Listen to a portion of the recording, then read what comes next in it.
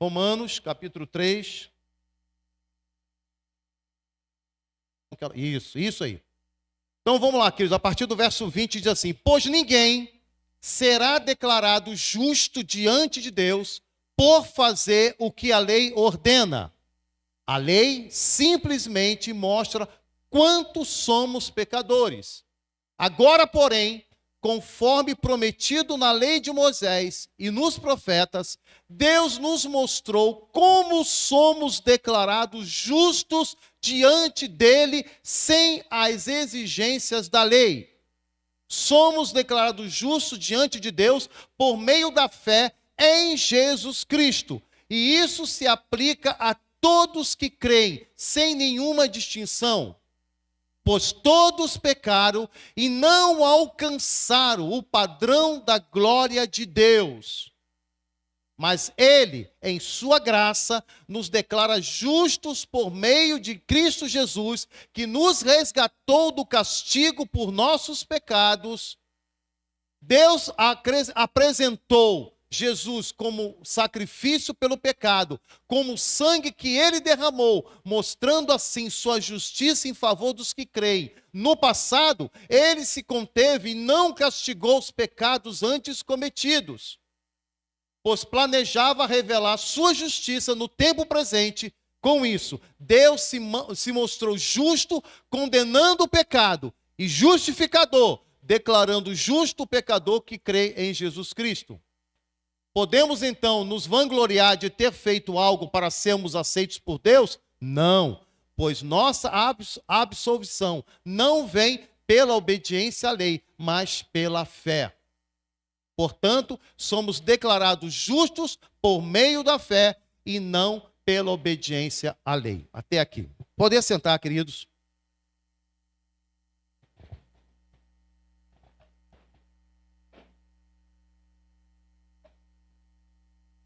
Alguns pontos, queridos, nesse texto, de uma profundidade muito grande, e talvez para nós, no nosso tempo, no nosso costume, na nossa época, a gente fazia alguns equívocos. Temos alguns equívocos em relação à interpretação desse texto. Porque as escrituras, elas foram escritas sobre uma ótica de um contexto, mas nós precisamos estar entendendo qual era essa ótica, qual era o objetivo dentro do contexto bíblico, para que não tenhamos uma interpretação enganosa.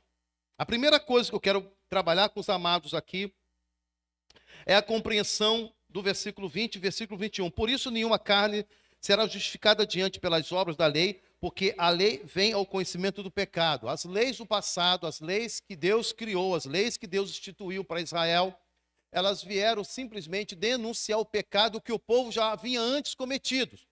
Nós vemos um pouquinho, alguns capítulos mais à frente, como no caso de Romanos 5, que vem falando que a lei da morte, a lei do pecado, que é a morte, veio sobre aqueles que antes mesmo viessem ao conhecimento da lei. Ou seja, antes mesmo de saber que tal coisa era pecado, que desagradava a Deus, eles morriam. Porque todos nós, como nós acabamos de ler aqui em 3:23, que nós somos pecadores, estamos destituídos, não alcançamos o padrão de Deus para viver na sua presença. Nós somos pecadores. Fomos destituídos, estamos destituídos da graça de Deus. A prova é, pelo ensinamento bíblico, que nós não temos acesso à árvore da vida. Essa é a prova de que nós somos pecadores e não podemos ter acesso àquilo que Deus criou para vivermos eternamente. E aí, amados, nós entramos na questão de compreender. Agora, versículo 21, mas agora se manifestou sem a lei a justiça de Deus, tendo o testemunho da lei dos profetas. Isso é, a justiça de Deus pela fé em Jesus Cristo para todos e sobre todos os que creem, porque não há diferença. E aí eu quero começar a trabalhar com algo muito, muito importante, que poderá dar na sua vida uma guinada de entendimento, de compreensão. Hoje, queridos, pelo que você acabou de ler, você leu que pela fé em Jesus Cristo. Então, pela nossa cultura, pelo que nós temos recebido, Basta apenas crer que Jesus é filho de Deus que está tudo certo. Não é assim. Não é nesses termos, não é nessa ótica que esse texto que Paulo está abordando. Quando ele falou isso naquela época, 12 mil anos atrás, o pessoal, a turma daquele tempo, o pessoal, o povo daquele tempo entendia e compreendia o que ele estava querendo dizer. Hoje, devido a uma influência negativa, distorcida, tá? Como a gente pode ler aqui, pode compreender do segundo texto mais à frente, houve muita confusão, houve muita distorção acerca de alguns pontos fundamentais para que nós possamos demonstrar a nossa fé da forma que Deus deseja. O próprio irmão de Jesus, quando escreve a sua carta, né, a carta de Tiago, a carta universal, ele diz que a fé sem obras é morta. Que obras são essas? Obras de justificação, obra de transformação, obra de nova criatura, obra de alguém que é filho de Deus, obra de alguém que não vive na prática do pecado. Isso são obras, obras de salvação. A fé, ela não se consolida apenas por dizer que tem fé. Eu preciso demonstrar a minha fé pelas minhas obras, como ele mesmo, Tiago, fala nesse mesmo capítulo, nesse mesmo verso. Mostra-me a tua fé pelas tuas obras, demonstraria a minha fé pelas minhas obras. Então não basta você simplesmente crer que Jesus é filho de Deus. Não é nesse aspecto, não é nesse âmbito. É muito maior, muito mais extenso, é muito mais amplo esse crer. O crer se refere a eu acreditar em Jesus como Senhor da minha vida e eu decido a viver o que está proposto para mim na sua palavra. É essa fé que Paulo está escrevendo aos romanos, à igreja que estava em Roma. É esse tipo de fé. É uma fé que é demonstrada com atitudes. É uma fé que é vista por todos ao meu redor. E que vai me identificar com Jesus Cristo. As pessoas que você conhece, as pessoas dentro da sua casa, dentro da sua parentela, dentro do seu bairro, dentro do seu ambiente de trabalho, na rua, no seu ciclo de amizade, elas veem Cristo em você? Elas estão conseguindo identificar que você e Jesus têm uma semelhança muito grande? Pelo seu modo de falar, pelo seu modo de vestir, pelo seu comportamento, pelas suas escolhas, pelas suas atitudes, elas estão conseguindo enxergar Cristo em você? É esse tipo de fé que Paulo está abordando. Fé no Filho de Deus, ou seja, fé naquele que realmente agora é o mestre, é aquele que determina, é aquele que orienta. E era significado porque a presença dos mestres, né, no tempo dos judeus, eram mestres. Eram mestres. Os mestres, os rabinos, eles ensinavam. E existiam muitos mestres, muitos rabinos naquela época que tinham seus discípulos. E os seus discípulos defendiam os pontos de vista ensinados pelos seus rabinos, seus mestres. No âmbito grego, eram os filósofos, Sócrates, Platão. Esses homens tinham discípulos que também defendiam seus pontos de vista filosóficos. Então, queridos, todo aquele que quer seguir, aquele que crê, aquele que confia em alguém para direcionar a sua vida, para dar direcionamento, para dar caminho, para dar norte, ele elege alguém. Nós elegemos Jesus Cristo. Nós elegemos Cristo como Senhor da nossa vida. Nós elegemos Jesus como aquele que realmente é o verdadeiro Deus, é o verdadeiro Senhor, é o verdadeiro mestre, é o verdadeiro rabino, é o verdadeiro filósofo. Por quê?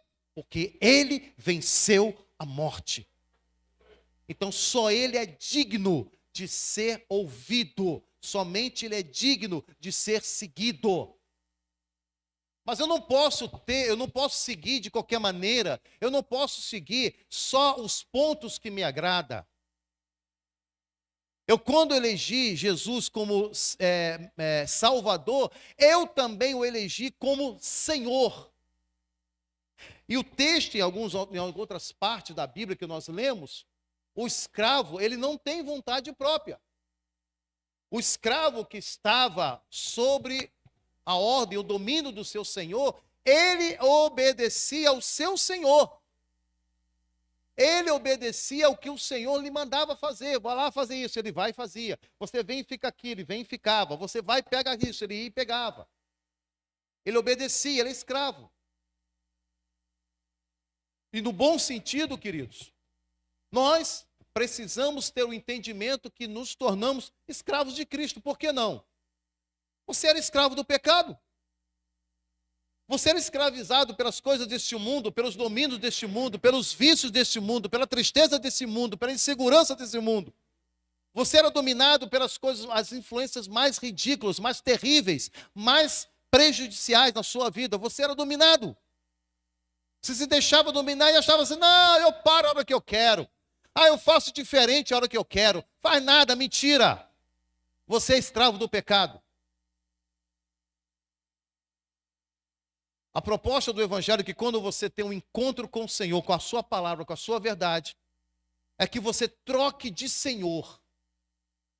Você troque de Senhor. Porque o homem, ele precisa de um norteamento, ele precisa de alguém, ele precisa de regras, ele precisa de foco, ele precisa de ordem na vida dele. Nós vemos isso muito normal no mundo, muito comum no mundo. As pessoas seguem cantores, se vestem como cantores. As pessoas citam palavras, frases de filósofos, de pessoas influentes na sociedade. As pessoas seguem o ritmo, a filosofia de um partido político. As pessoas aderem à expressão de alguém que chama atenção por algo e segue aquela pessoa, seja no Instagram. Então, queridos, hoje mais do que nunca, nós vemos pessoas seguindo outras pessoas. Alguém que faz um troço, posta um negócio bobo na internet, já tem lá 1.000, 2.000, 10.000, 100.000 visualizações e seguidores. Seguidores. Hoje, qualquer pessoa que faz qualquer coisa boba, tem milhares e milhares de seguidores. E as pessoas ficam lá, toda hora vendo. Volta e meia, pega o celular e está vendo lá o que a pessoa postou, o que a pessoa fez, o que a pessoa falou, onde a pessoa foi, o que a pessoa... Porque isso, queridos, é peculiar do homem, do ser humano. Criar mestres, seguir mestres, pessoas que de alguma maneira influenciam e chamam a sua atenção. Só que, amados, a gente precisa entender o propósito pelo qual nós estamos seguindo. Quem estamos seguindo? Quem estamos seguindo? Quem realmente estamos atendendo? Quantas visualizações nós estamos dando para essa pessoa? No caso de Cristo. Quantas visualizações você dá para Cristo na sua vida? Quantas vezes você pega a sua Bíblia para ler, quantas vezes você ora a Deus, quantas vezes você está ocupando a sua mente com as coisas do alto? Quantas visualizações você dá? Então essa fé que Paulo está explicando aqui é uma fé ativa, é uma fé que me condiciona, preste bem atenção, ela me condiciona a ter uma atitude diferenciada na minha vida. Essa fé em Jesus, no que ele falou, no que ele prometeu, naquilo que ele deixou escrito, naquilo que ele ordenou, eu vou atentar, eu vou zelar, eu vou exercer na minha vida, por mais difícil que seja, mas eu vou executar na minha vida, porque eu sei que ele falou, e se ele falou, eu acredito, eu confio. Eu posso até não entender a princípio, mas eu vou obedecer, eu vou fazer por obediência. Querido, se em algum momento lhe faltar fé para algo, faça por obediência. Eu sei que às vezes nós não temos fé para fazer alguma coisa. Eu não tinha fé para vir para Paraíba, para me deixar ser cuidado pela igreja. Eu não tinha fé para isso.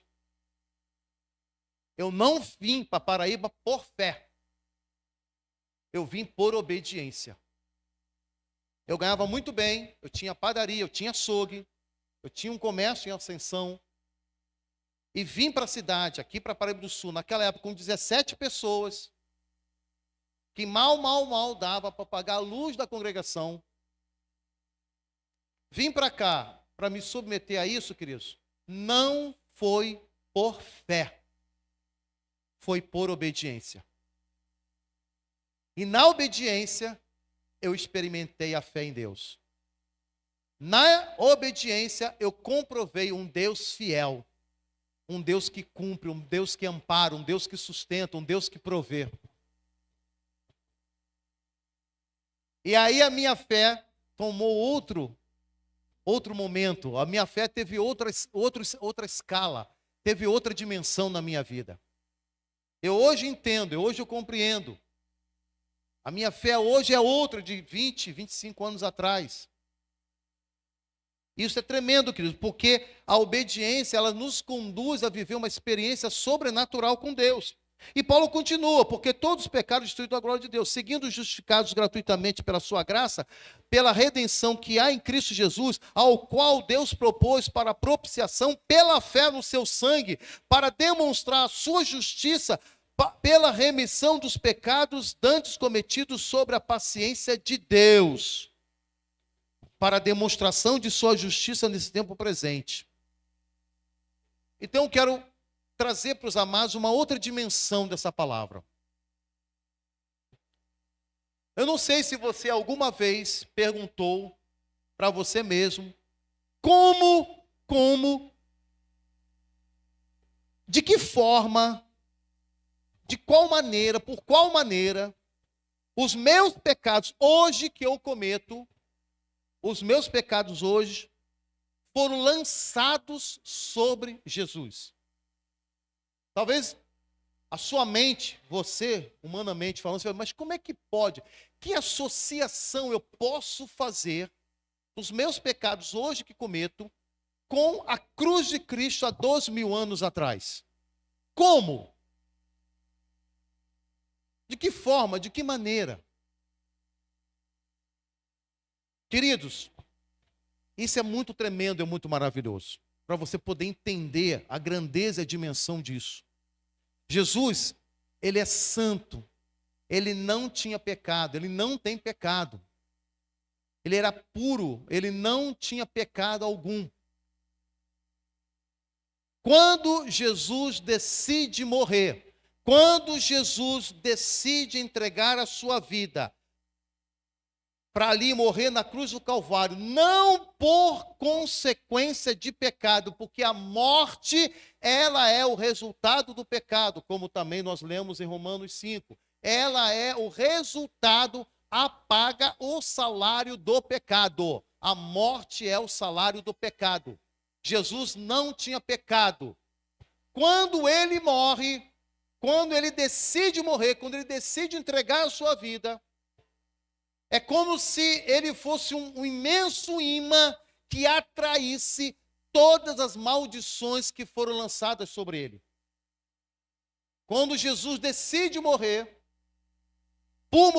por obediência, e esse é o segredo, por obediência, toda condenação, todo o pecado que você pode listar na sua vida mesmo, cada um pode listar o seu pecado, todos os pecados que você já cometeu, tudo que você entende sobre pecado, todas as maldições consequentes de pecado, tudo isso, elas automaticamente foram tragadas, foram sugadas, foram puxadas, foram extraídas no mundo espiritual sobre a vida de Jesus.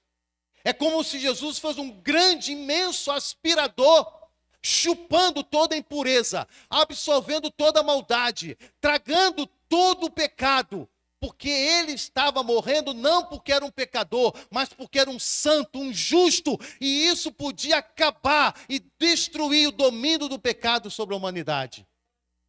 Isso só foi possível pela obediência de Cristo. Porque como nós lemos aqui no texto, queridos, ao qual Deus propôs propiciação pela fé no seu sangue, para demonstrar a sua justiça pela remissão dos pecados dantes cometidos sobre a paciência de Deus. Queridos, o que isso quer dizer?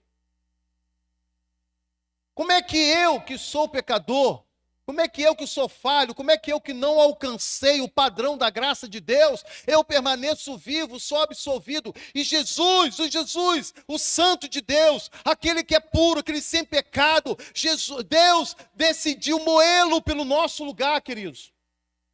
Por que Deus fez isso? Por que Deus colocou Jesus nessa condição? Pediu dele que ele entregasse a vida dele ali na cruz do Calvário. Só existe uma única explicação. Uma única. Não são várias, é uma única. Obediência. O homem se afastou de Deus por desobediência. E a única forma de trazer o homem de volta para ele seria através da obediência.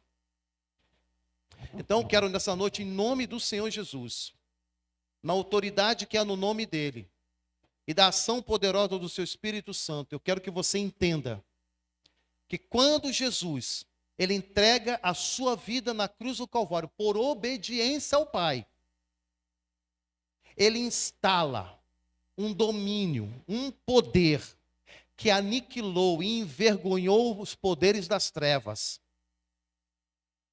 dizendo que sim, é possível quebrar, destruir todo o poder do pecado, quando há obediência.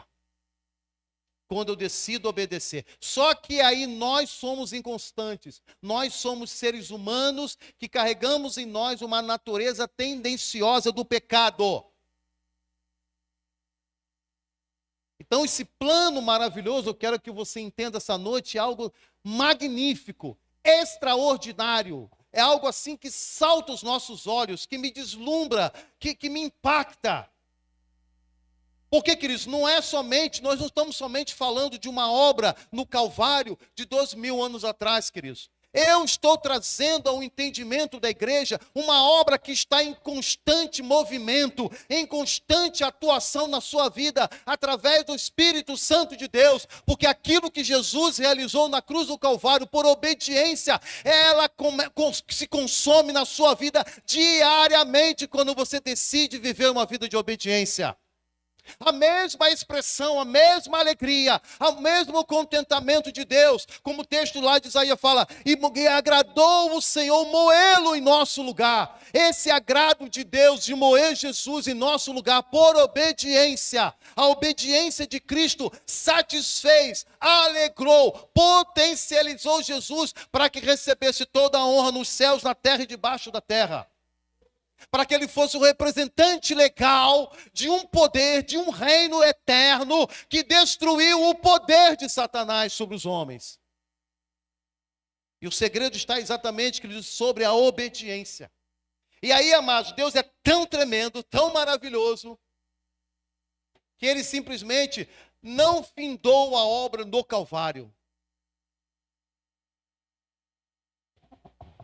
Ele institui o Espírito de Cristo, o mesmo Espírito que conduzia Jesus, o mesmo Espírito que estava presente em Cristo, para hoje habitar na minha vida e na sua vida, para que você viva uma vida de vitória, para que você viva uma vida sensível, para que você possa entender, para que você possa ser sensível ao pecado, para que quando você cometer um erro, e Deus sabia que nós continuaríamos pecadores, se não houvesse o Espírito Santo habitando em nós, nós seríamos como Israel, que desobedeceu, que vivia altos e baixos, e foi rejeitado por Deus.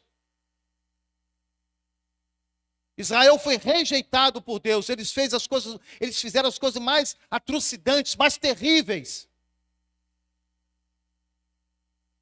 Mas Deus colocou a sua esperança, a sua alegria, a sua confiança na sua igreja, portadora do Espírito de Cristo, aquela que recebeu o mesmo Espírito que estava em Cristo, conduzindo, orientando, alimentando, ensinando, regozijando.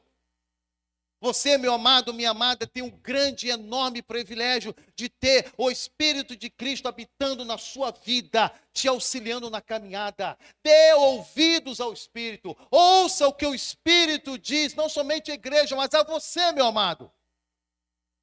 Se você parar um pouquinho, se você se dedicar um pouquinho ao estudo da palavra, se você se dedicar um pouquinho a um tempinho pequeno que seja durante o dia, para falar com Deus, não é para ficar pedindo não, é para falar com Deus, é para rasgar seu coração, você vai viver uma das maiores e tremendas experiências da sua vida. Você vai ter o próprio Deus falando com você. O próprio Deus te exortando, o próprio Deus te orientando, o próprio Deus demonstrando o seu amor por você, o próprio Deus te falando, ó, por mais que você erre, por mais que você fale, eu te amo, eu estou investindo em você, eu acredito em você, arrependa-te, volte-se para mim, se incline para mim, e eu vou te mostrar o quanto eu te amo. Esse é o nosso Deus. Esse é um Deus que muitos não é pregado em púlpitos, queridos. Esse é um Deus que muitos não é falado. Hoje nós temos mensagem que massageia o ego de muitos, queridos. Mas a palavra, a doutrina, aquilo que é base, aquilo que é de fundamental para a sua fé, para te auxiliar na caminhada, para te exortar, para levar, para ajudar você a construir, consolidar essa fé sobre a palavra da verdade, queridos. Ela é fundamental, ela é importante, ela é indispensável. Você pode ouvir uma mensagem, ficar maravilhado com a mensagem, mas se ela não trouxer um ponto exortativo, se ela não trazer você ao conserto, se ela não trazer você nas suas limitações, para que você se posicione, ela não cumpre o propósito pelo qual ela é pregada. Deus está sempre investindo em nós. Sabe por quê? Porque Ele quer te levar para o céu. Ele quer habitar com você eternamente. Pastor, mas eu sou crente, já tenho meu nome aí no livro da igreja. Já sou crente, já sou membro arrolado aí. Queridos, isso nunca foi garantia de você ir para o céu. Mesmo o Espírito Santo, preste atenção no que eu vou dizer, isso é muito sério. Mesmo o Espírito Santo na sua vida, que é o penhor da glória. O que é isso? Penhor da glória. É a garantia de que Deus é fiel com você no tocante a Ele da salvação. Mas você pode levar uma vida, vamos dizer assim, relapsa, indiferente, sem santidade, sem se importar. E mesmo tendo o Espírito Santo de Deus, você corre o risco de ir para o inferno. Que é isso, pastor? Isso é Bíblia. A Bíblia ensina isso. Nem todos que me dizem Senhor, Senhor, herdarão o reino dos céus. É importante que aquele que me clama, me chama. É importante aquele que busca a Deus, obedeça. Tenha a palavra em seu coração. Queridos, não é porque você clama a Deus, é que você é salvo. Mas é porque você obedece a Deus. É porque você faz valer a palavra de Deus na sua vida. É porque você acredita que Jesus é Senhor. E deve receber de nós atitudes de obediência. É difícil, queridos? Eu sei que é difícil. É muito difícil. Ser crente é para cabra macho. Como diz os nordestinos. É para cabra macho. Tem que ter muita coragem. Não é para qualquer um, não. Crente que eu digo, crente mesmo. Crente verdadeiro, autêntico, original. Forjado na palavra. Hoje, amados, nós precisamos entender o que Paulo está querendo dizer. E quando ele fala aqui, concluímos, pois, que o homem é justificado pela fé, sem as obras da lei. É, porventura, Deus somente dos judeus, e não o também o dos gentios? Também o dos gentios, certamente. Deus é um só, que justifica pela fé a circuncisão, por meio da fé a incircuncisão, ou seja, judeus e gregos. Então, a salvação é para todos, mas todos aqueles que são justificados pela fé. Que fé é essa? Não é a fé somente por crer que Jesus é Filho de Deus. Não é essa fé. Não é por esse ponto de vista. Deixa eu te ajudar a olhar para outro prisma, para outro ponto de vista. É a fé que tem obra de transformação. Eu vou parar de adulterar porque isso desagrada a Deus. Eu vou parar de roubar porque isso desagrada a Deus. Eu vou parar de mentir porque isso desagrada a Deus. Eu vou parar de criar intriga porque isso desagrada a Deus. É essa fé que Deus espera daqueles que o creem, daqueles que seguem, daqueles que o amam. É a fé com atitude que move no nosso interior atitude de abandono do pecado para viver uma vida que agrada a Deus. Isso é fé.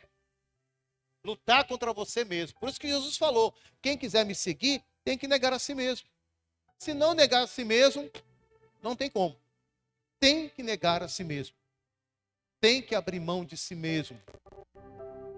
Tem que confiar em Deus. Confiar na sua justiça.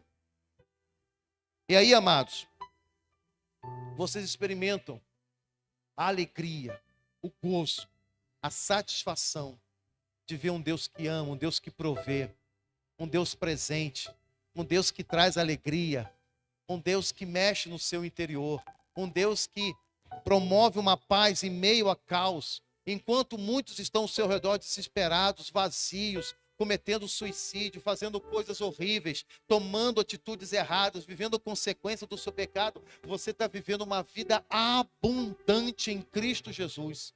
Você está vivendo uma vida que Ele conquistou para você lá na cruz do Calvário. Você está vivendo, queridos, uma experiência que esse mundo não conhece, que esse mundo não entende, que esse mundo não aceita.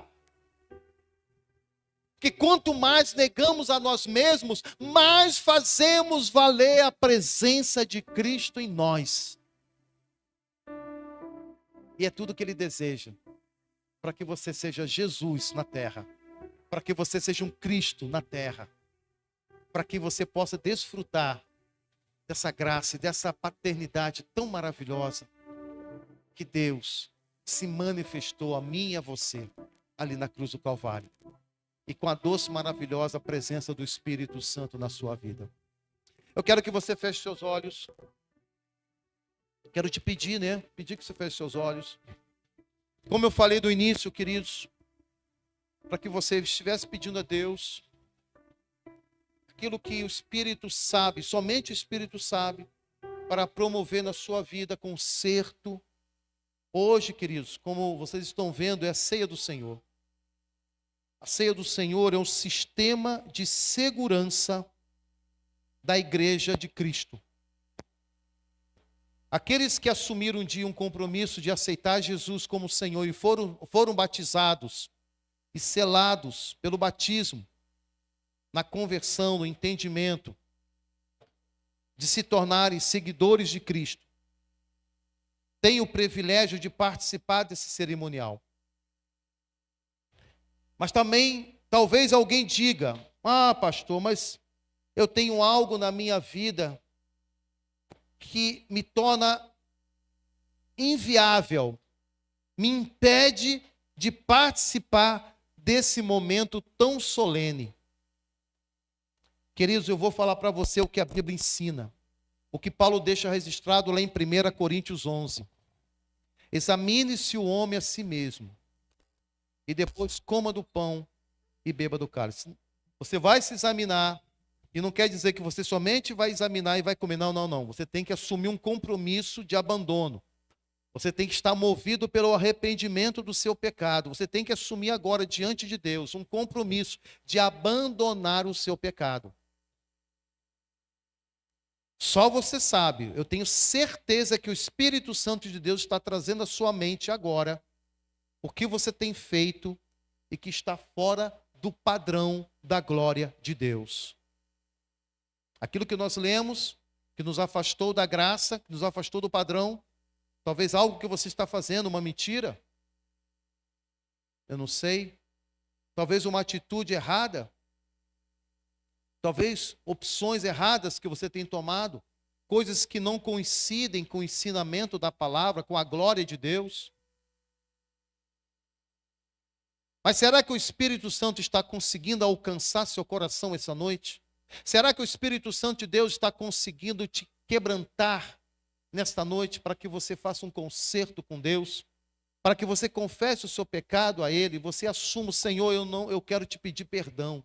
Eu estou arrependido, foi uma fraqueza, foi uma falha. Eu não vigiei naquele momento. Senhor, eu me deixei levar, me perdoa. Senhor, eu quero abandonar o meu pecado. Eu quero abandonar, Senhor Deus, essa prática. Senhor, eu quero te servir. Eu quero realmente, ó Deus, viver uma vida abundante. Eu não quero ficar mais escravo, porque o Senhor morreu ali na cruz por mim, para me libertar do domínio do pecado. E eu não posso aceitar mais ser dominado pelo pecado, porque a minha vida está crucificada com Cristo Jesus.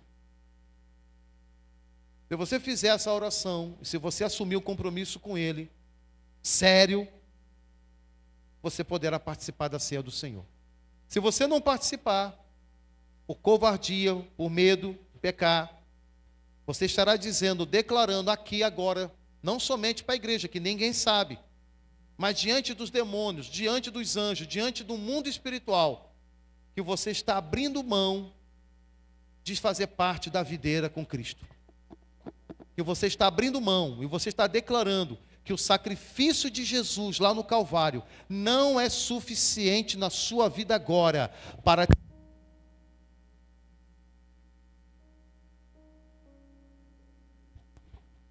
É dessa forma que a palavra de Deus, que Paulo apresenta, 1 Coríntios 11.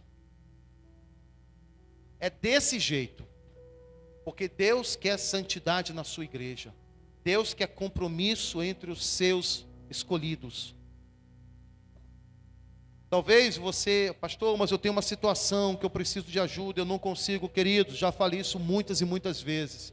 Você está numa igreja que é solícita, uma igreja que tem curso, uma igreja que tem pessoas que podem te ajudar, pode caminhar com você, você pode acreditar, pode confiar. Pessoas que estão aqui para te ajudar, não estão aqui para te criticar, não estão aqui para apontar o dedo, não estão aqui para baixar, a vara no seu lombo, não. Estamos aqui para ajudar, estamos aqui para oferecer o nosso ombro, estamos aqui para ser solidário com você, porque tudo que nós desejamos é o mesmo desejo de Cristo, que você se conserte com Ele, que você vença esse mal, que você consiga se arrepender do seu pecado, confessando o seu pecado e se voltando para Deus. É tudo que a gente quer, tudo que a gente deseja, porque Deus te ama, Deus te ama. E se Ele te ama, se Ele te perdoa instantaneamente, quem somos nós para julgar, quem somos nós para condenar, quem somos nós para colocar o opróbrio sobre você? A gente só quer te ajudar, a gente só quer auxiliar você para que você possa vencer, para que você seja instruído. Aleluia. Fale com o Senhor nesta hora. Coloque a sua vida diante dEle. Esteja apto. Honre o sacrifício de Jesus. Eu quero fazer um outro apelo. Eu quero fazer uma outra colocação para aqueles que estão aqui conosco essa noite.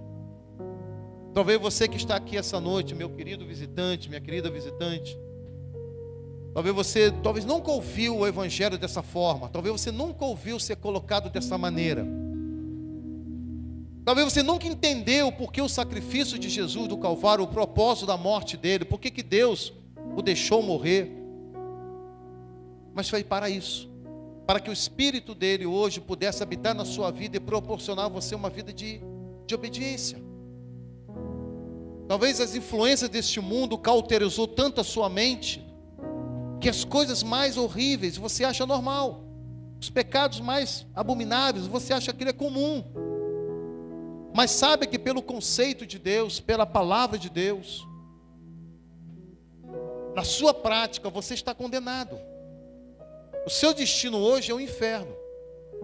Mas entenda que se você abrir o seu coração, se você decidir entregar o controle e a direção da sua vida nas mãos de Jesus, e estiver disposto a começar um processo de santidade, de remoção de pecados, de entendimento do amor de Deus na sua vida, se você está disposto a isso, se você realmente entende que a sua vida, sobre o seu controle, só tem dado ruim, e você quer e precisa, e entende que precisa de mudança, eu quero te convidar para que você saia do seu lugar e venha aqui na frente. Você saia do seu lugar, porque quando você faz isso de coração, quando você faz isso determinado, Jesus mesmo disse que Ele enviaria o seu Espírito Santo para habitar na sua vida. Ele iria habitar na sua vida, ia fazer em você morada, para te auxiliar nessa caminhada. Não é por força, não é por violência, mas é pelo meu Espírito, diz o Senhor. Você que está aí, vem cá aqui, meu querido. Tem mais alguém? Eu quero abrir essa oportunidade. Eu não estou te chamando para fazer parte da nossa religião, não é isso, por favor, entenda isso. O apelo não é para isso. Eu não estou te chamando para você fazer parte da nossa religião. Eu estou fazendo um convite para que você entregue o controle da sua vida, o direcionamento da sua vida às mãos de Jesus. E se assim você fizer, eu garanto para você que você vai experimentar coisas sobrenaturais na sua vida. Uma alegria extraordinária, uma paz sem explicação, vai inundar o teu ser. E você vai viver algo maravilhoso, algo tremendo. Estamos com um cristiano aqui, que já tem manifestado, já tem falado o desejo de querer entregar a vida dele para Jesus. O Valteci, que já veio. Vamos ficar de pé, queridos. Eu queria permitir uma oportunidade. Se você que está aqui, se você quiser, ainda há oportunidade. Eu vou orar, mas se você entende, se está acontecendo um conflito dentro de você agora, saiba que isso é o Espírito de Deus te chamando, te convidando com muito amor, para que você entregue o controle da sua vida nas mãos dele, porque ele tem coisas maravilhosas para anunciar para você. Ele quer que você experimente algo novo, algo transformador. E esse é o momento. Ah, pastor, mas tem que ir na frente? Tem, porque senão você não demonstra que realmente quer compromisso. Jesus mesmo falou que aquele que me confessar diante dos homens, eu também o confessarei diante do meu Pai que está nos céus. Mas aqueles que não me confessarem diante dos homens, eu também o negarei diante do meu Pai que está nos céus. É sério essa palavra, não é? Pois foi Jesus quem falou. Vamos orar? Vamos orar. Quero ler com os irmãos exatamente essa parte que Paulo fala aos Coríntios 11. É o momento que ele institui a ceia do Senhor, organiza a ceia do Senhor. Na cidade de Corinto havia uma série de atitudes erradas quanto à ceia do Senhor. Hoje, infelizmente, também, queridos, a gente fica sabendo de atitudes erradas no partir do pão em muitos lugares. Não pode ser negligenciado o foco verdadeiro da ceia do Senhor. Tem gente fazendo de tudo para minimizar esse momento, mas não é assim não. A Bíblia é muito clara quanto a isso. Eu tenho ouvido muitas heresias e blasfêmias que acontecem nesse momento da ceia. Tá bom? Esse é o momento da igreja.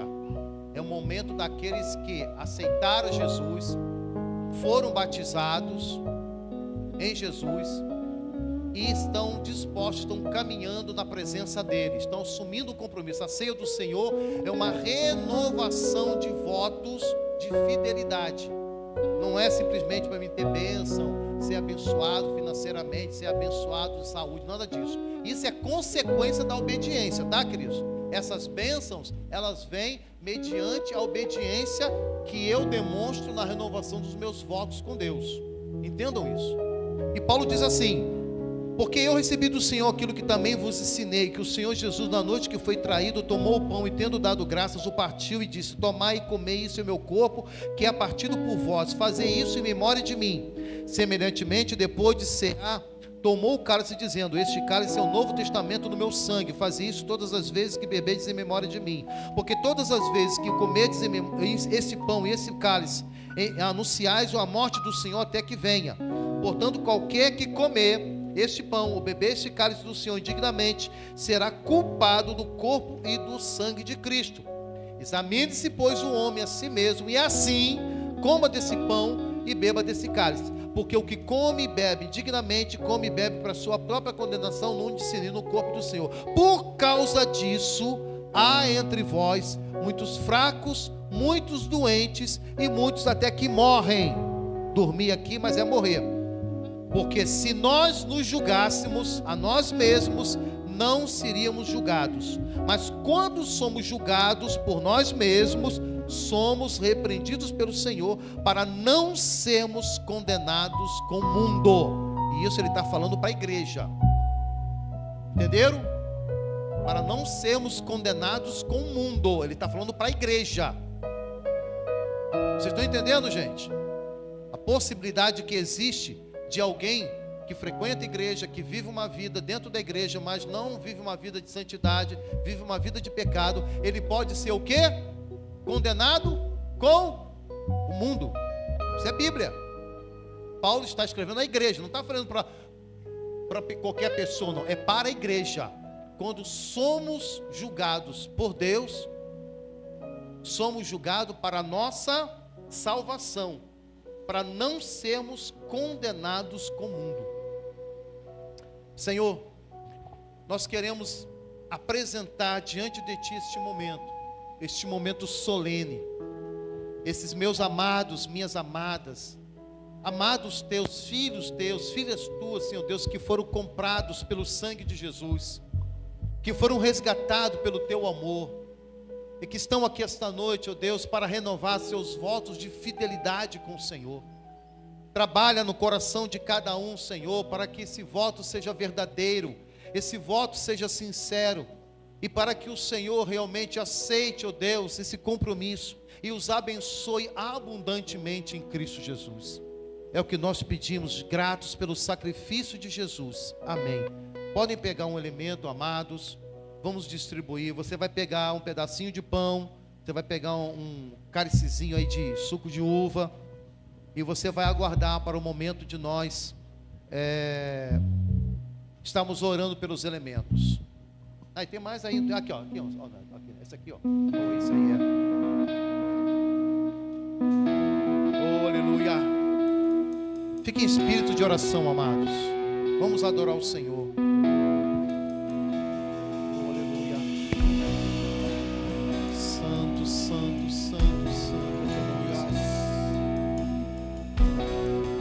Glória a Jesus.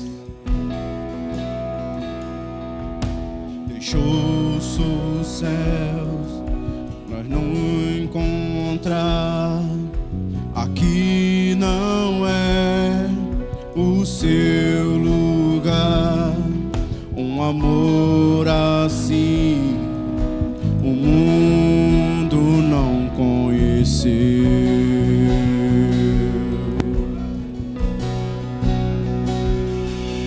Naquela cruz se entregou, o teu perdão me alcançou. Um amor assim o mundo não conheceu.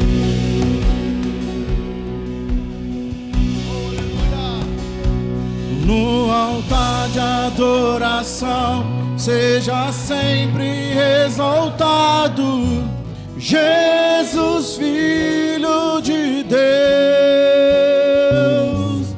Deixou a sua glória, morreu em meu lugar. Jesus, Filho de Deus. Tu és Jesus, Filho de Deus.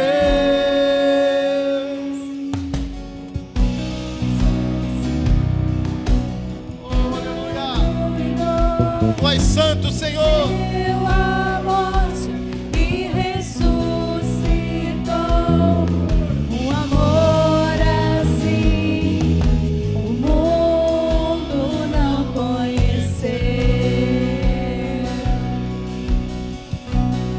Declara, igreja. Vou levou sobre si pecado e dor, venceu a morte e ressuscitou. Um amor assim o mundo não conheceu.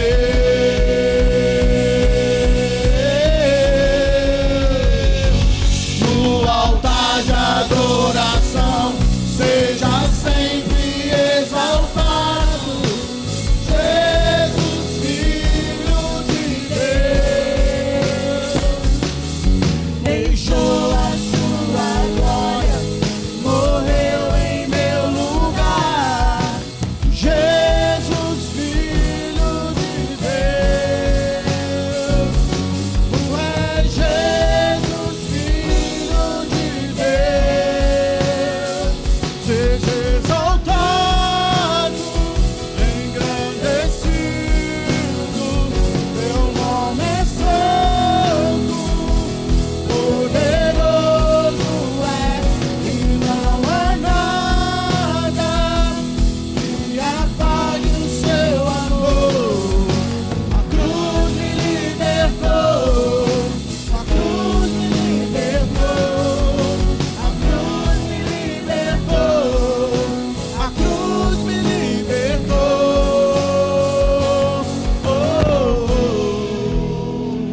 Aleluia. Todos receberam? Todos receberam os elementos? Todos receberam? Glória a Deus. Você pode levantar, queridos, esse pedacinho de pão.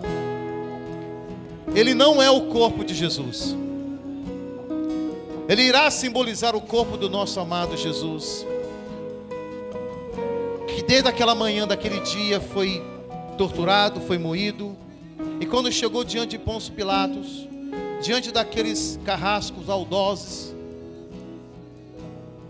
ele foi moído pelas nossas transgressões, transpassado pela nossa iniquidade. O resultado do nosso pecado, queridos, recaiu sobre Jesus.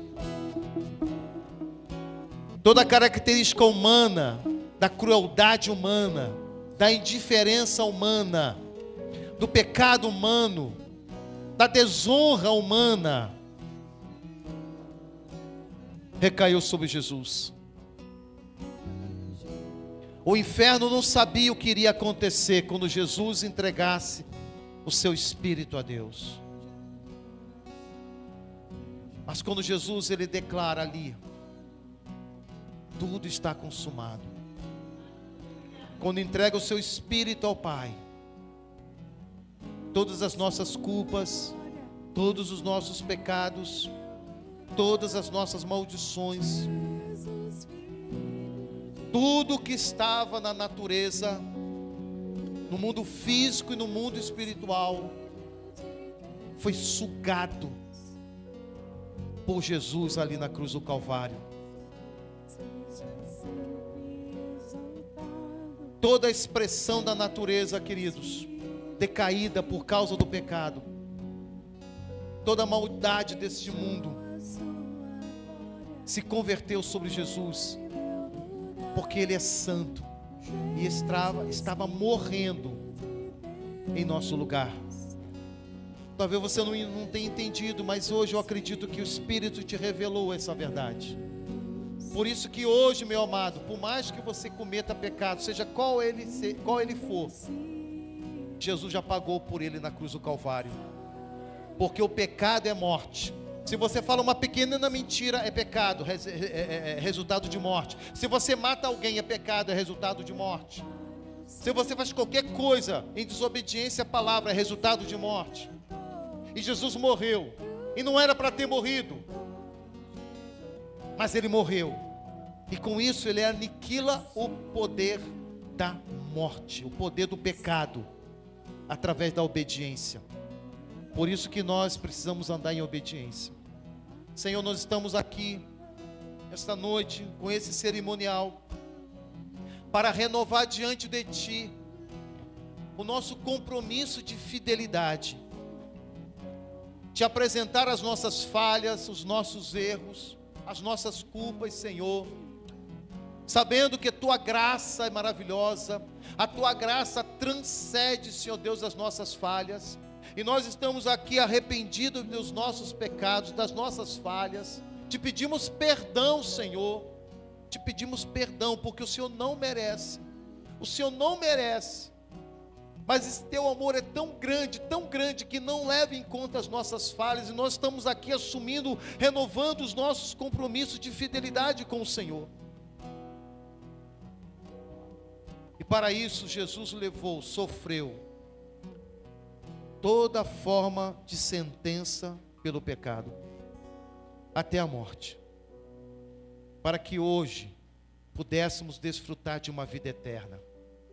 Ainda que os nossos corpos, Senhor, desçam à sepultura, mas a nossa alma, o nosso espírito, ela viverá eternamente. Nós ressuscitaremos dentre os mortos e receberemos a nossa alma e o nosso espírito para vivermos uma vida eterna que o Senhor preparou desde a fundação do tempo, e está aguardando os bem-aventurados, os filhos de Deus, os remidos, os salvos, aqueles que entregaram suas vidas, aqueles que lavaram as suas vestes no sangue do Cordeiro de Deus, aqueles que se purificaram, aqueles que se revestiram de santidade, aqueles que andaram em retidão, aqueles que proclamaram o seu nome, aqueles que foram referência nessa terra, aqueles que entregaram as suas vidas, aqueles que negaram a si mesmos, aleluia, entrarão e ouvirão do nosso amado Jesus: bem-vindos,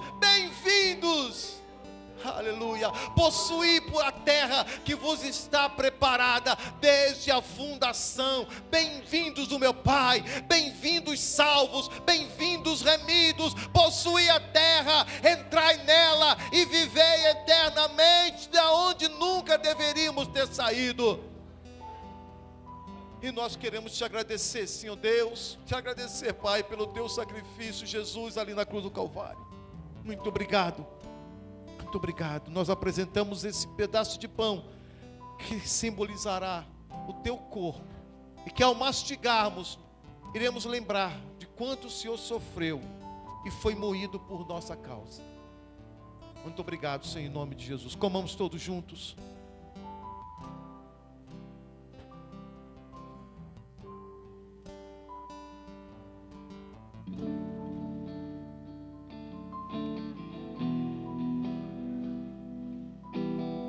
Obrigado, Jesus.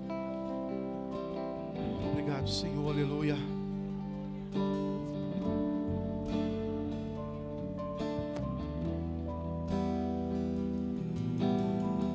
Um pacto, queridos, precisa ser selado.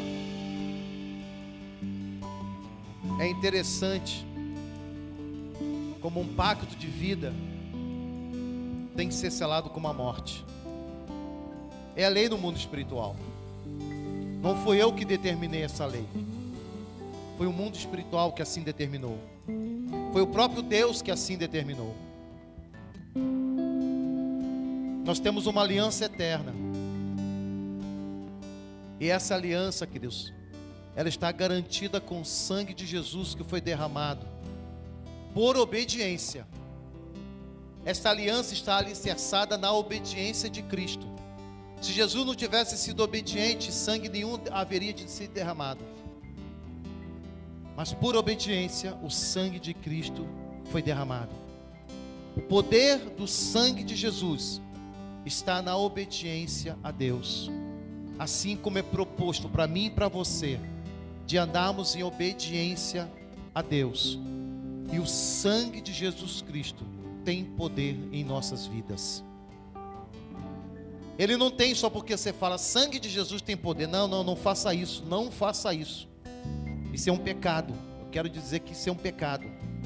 Isso é clamar o nome de Deus em vão, clamar uma ação dele em vão. Você não sabe nem o que está dizendo. O sangue de Cristo é poderoso, mas o poder está na obediência.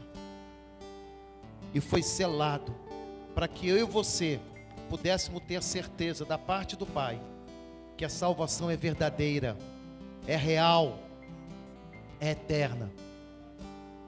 Senhor, nós queremos apresentar diante de Ti esse cálice, com esse suco de uva, que representa o sangue do nosso amado Jesus, que selou, que garantiu, que rasgou todo título de dívida que tínhamos no mundo espiritual, todo comprometimento com Satanás, toda culpa do pecado foi aniquilada, foi extinta, foi paga por Cristo ali no Calvário, quando Ele derramou o seu sangue por obediência. E hoje estamos livres da condenação, estamos livres do processo de condenação, estamos livres de julgamento, porque Jesus hoje é o nosso advogado. Nós assumimos e nós recebemos a vida de Cristo em nós, através do seu sangue. Nós queremos viver uma vida de obediência, Senhor, e renovamos diante de Ti o nosso voto de fidelidade. E nós te agradecemos em nome de Jesus. Troque com seu irmão, com sua irmã aí. Diga para ele, diga para ela: nós somos um em Cristo Jesus. Nós vamos habitar os céus juntos. Amém? Aleluia. Tomemos todos juntos, queridos. Aleluia. Você pode dar uma salva de palmas?